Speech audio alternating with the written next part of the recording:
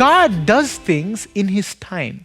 It's not your time, it's not my time, but it's His time.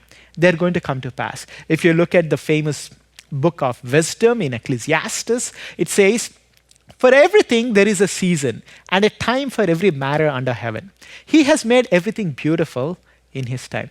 For everything there is a time. For every purpose there is a season. It's going to come to pass only at the designated season and time that is set aside for these purposes.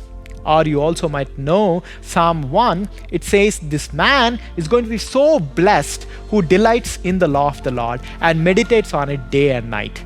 He is like a tree that is planted by the streams of water that yields its fruit in its season." It's going to bear fruit, but not all the time. It's going to bear fruit in its season.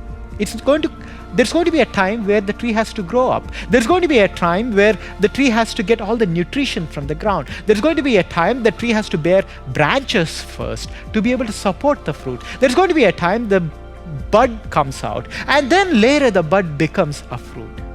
And all of this time involves a process. It's not going to happen instantaneously, that you just see a tree spring up and bear fruit. By the way, this is the man who is delighting and meditating in the law of the Lord day and night. This is a man who's already doing all the right things.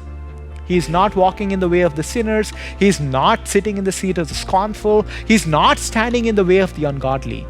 But even though he's doing all of these things, it says he'll be like a tree that's planted by the streams of water that brings forth its fruit in its season.